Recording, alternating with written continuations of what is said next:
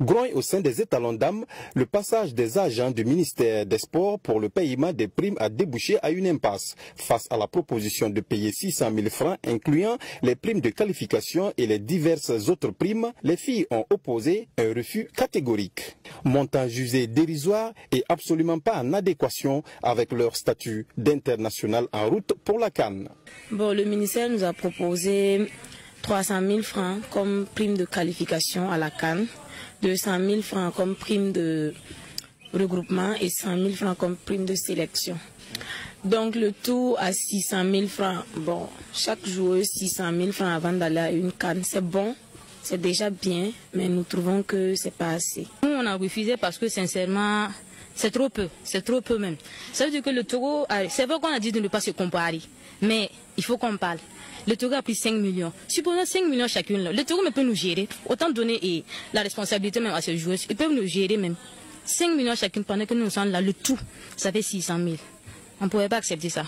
Prime insuffisante, manque de considération et de prise en charge, les étalons d'âme dénoncent. C'est honteux. Vraiment, sincèrement dit, c'est honteux. C'est quand même l'étalon A. On ne s'attendait même pas à ça. Pendant que les autres sont bien logés, nous on est là calés avec des... Nous sommes presque dans la bourse, puisque on a vu pratiquement des serpents. Et puis l'autre nuit, c'était aux environs de 21h, il y a le gardien, même, on a dû interpeller le gardien pour qu'il tue le serpent. C'est un peu risqué. Imagine aussi le serpent rentre et puis touche à un enfant ici. Nous ne sommes pas avec nos parents, nous ne sommes pas en sécurité. Voilà, c'est ça. Même côté nourriture, on nous donne les jus Calipo. C'est comme les enfants de la maternelle et puis on veut les flatter pour qu'ils partent à l'école. Calipo de 200. À midi, pour manger aussi, comme jus, on nous donne un bidon de Dafani pour 6 verres. Donc ça veut dire 6 personnes s'assoient à 6 patables. Donc vraiment, côté nourriture aussi, on a souvent, les gens la mangent à moitié, on s'entraîne, on dépend de l'énergie, mais sincèrement dit, on ne gagne pas. On dépense, mais on ne gagne pas d'énergie. Et les conditions ici, c'est pas trop ça, sincèrement. Regarde ici, c'est comme vous-même vous avez constaté, il y a les mouches dans les chambres là. Sincèrement, même la dernière fois, il y a une même qui a croisé serpent même. Dans les chambres là, il y a les moustiques. En tout cas, même au niveau de la respiration, c'est pas trop ça. Manger là même, on mange parce qu'on veut manger. Le jus là, un paquet de jus 6 personnes.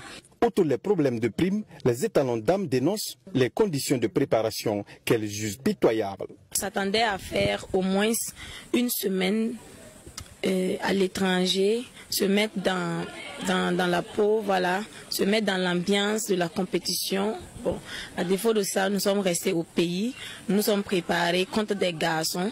Au lieu des 300 000 francs qu'ils nous ont proposés, nous demandons au minimum 2 millions comme prime de qualification à la CAN et 400 000 francs comme prime de regroupement et 500 000 francs comme prime de sélection, au minimum.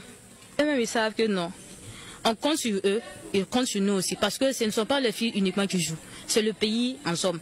Donc si on parle à l'extérieur aussi, c'est pour le pays. Quand on chante l'hymne aussi, c'est le Burkina Faso représente, donc je pense qu'ils peuvent mieux faire. Alors que l'on pensait la route pour la CAN désormais saine, que surgissent ces problèmes de primes dont on se serait bien passé. À 10 jours du début de la phase finale et surtout au moment où les autres font preuve de cohésion, au Burkina Faso, on en est encore à régler des soucis de primes.